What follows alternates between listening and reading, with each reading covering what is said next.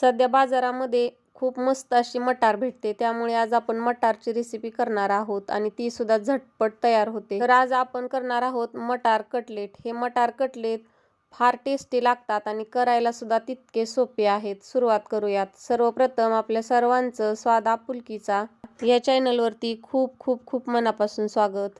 तर मी इथे मटार कटलेट बनवण्यासाठी एक मोठी वाटी भरून ओली मटार घेतलेली आहे।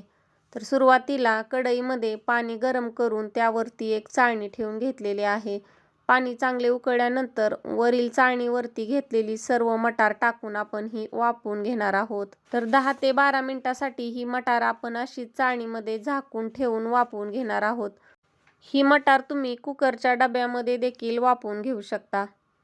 तर 10 मिनिट झालेले आहेत। 10 मिनिटांनंतर ही मटार आपण चेक करून पाहू। तर 10 ते 12 मिनिटांमध्ये ही मटार आपली व्यवस्थित अशी वाफवून निघालेली आहे। वाफवून घेतलेली ही मटार आपण एका ताटामध्ये थंड करण्यासाठी काढू।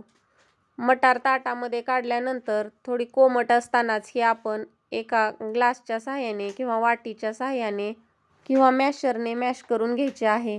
म्हणजे मटारचे आपण एका मटारचे 2 तुकडे होतील इथपर्यंतच फक्त मॅश करून घ्यायचे आहे। जास्त बारीक करण्याची अजिबात गरज नाही। तर अशा छान छान आणि साध्या सोप्या रेसिपी पाहण्यासाठी स्वाद आपुलकीचा या चॅनलला नक्की सबस्क्राईब करा। व्हिडिओ आवडल्यास एक लाईक जरूर करा आणि इतरांना देखील शेअर करा।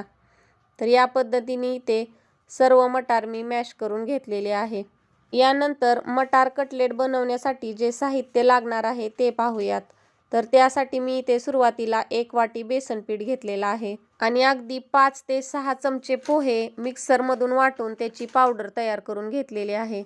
आपण नेहमी पोहे बनवण्यासाठी जे पोहे वापरतो तेच इथे कोरडे वाटून घेतलेले आहेत। तर मिरचीचे वाटण करण्यासाठी 5 ते 6 हिरव्या मिरच्या, लसूण, अद्रक आणि 1 चमचा धने घेतलेले आहे आणि सोबतच मीठ, लाल तिखट, हळद आणि कोथिंबीर देखील घेतलेली आहे। तर आपण सुरुवातीला मिरचीचे वाटण तयार करून घेऊ। त्यासाठी मिक्सरच्या भांड्यामध्ये हिरवी मिरची, 8 ते 9 लसूण पाकळ्या, 2 इंच अद्रकचे तुकडे आणि 1 चमचा धने टाकून हे आपण मिक्सरला याचे वाटण तयार करून घेऊ। तर थोडे जाडसरच हे मिक्सरचे वाटण इथे तयार करून झालेले आहे। हे वाटण थोडे जाडसरच ठेवावे म्हणजे यातील धने खाताना दाताखाली आल्यानंतर चवीला छान लागतात। मध्यम आकाराचा एक कांदा बारीक कट करून घेतलेला आहे आणि पाव चमचा खाण्याचा सोडा। वाफवून घेतलेल्या मटारमध्ये आपण घेतलेले सर्व जिन्नस टाकून घेणार आहोत। त्यामध्ये हिरव्या मिरचीचे वाटण, कांदा, पाव चमचा हळद, चवीप्रमाणे लाल तिखट, चवीप्रमाणे मीठ, पाव चमचा सोडा टाकून घेतलेला आहे। 4 चमचे पोह्याची पावडर टाकली आणि बेसन पीठ आपण जसे लागेल तसे थोडे थोडे करून वापरूयात। सुरुवातीला अर्धी वाटी बेसन पीठ टाकले, कोथिंबीर टाकली आणि हे हाताने पाणी न टाकता पहिल्यांदा चुरून घेतलेला आहे। ओली मटार असल्यामुळे त्यामधून थोडे पाणी रिलीज होते। तर सुरुवातीला आपण हे थोडे थोडे करून पीठ मळून घ्यायचं आहे। तर यामध्ये मी इथे पूर्ण 1 वाटी बेसन पीठ वापरलेलं आहे। पूर्ण मिश्रण मिक्स केल्यानंतर थोडा थोडा अगदी थोडा पाण्याचा शिंतोडा देऊन हे आपण मिश्रण घट्ट गोळा होईपर्यंत असे मळून घ्यायचे आहे। तर या पद्धतीने मी थोडे थोडे पाणी टाकून हा गोळा घट्ट असा मळून घेतलेला आहे। गोळा मळून झाल्यानंतर हाताला थोडे तेल लावून छोट्या लिंबा एवढे गोळे काढून याचे आपण कटलेट तयार करून घ्यायचे आहेत। कटलेटला तुम्ही तुमच्या आवडीनुसार आकार देऊ शकता। तर मी इथे गोल आकार देऊन त्याला हाताने थोडे चपटे करून घेतलेले आहेत। तर आपण बटाटावडा करतो त्या पद्धतीने मी या कटलेटला आकार देऊन घेतलेला आहे। तर या पद्धतीने सर्व कटलेटला आकार देऊन आपण घेऊयात।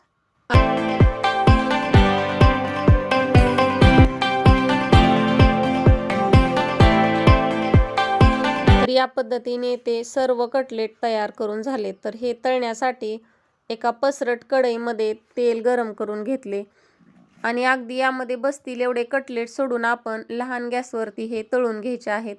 तर मी इथे सुरुवातीला 3 कटलेट टाकून व्यवस्थित असे अगदी कमी गॅसवरती तळून घेत आहे। कटलेट तळत असताना पुरेसा वेळ देऊन कटलेट तळले म्हणजे आतपर्यंत व्यवस्थित तळले जातात।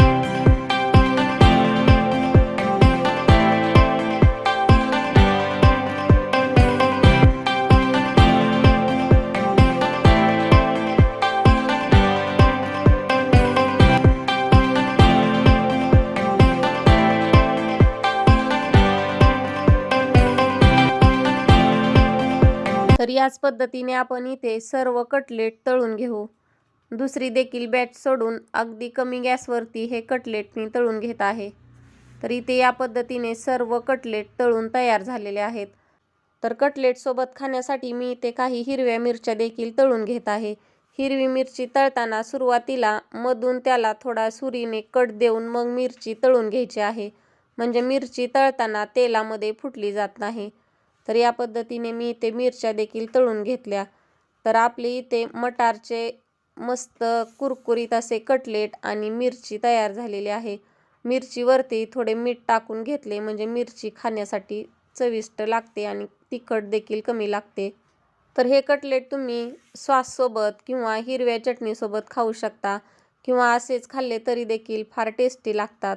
मटारचा सीझन चालू आहे तर मटारच्या रेसिपी तर झाल्याच पाहिजे. तर या पद्धतीने ही मटार कटलेट खायला फार टेस्टी लागतात. घरातील लहान मुलांपासून मोठ्या व्यक्तीला सर्वांना आवडतील असे हे कटलेट एक वेळा अवश्य करून पहा. मटारपासून मी या अगोदर देखील काही रेसिपी टाकलेल्या आहेत. तर पाहिल्या नसतील तर एक वेळा अवश्य चेक करून पहा. पुन्हा भेटू अशाच एखाद्या साध्या सोप्या रेसिपीसोबत. तोपर्यंत धन्यवाद.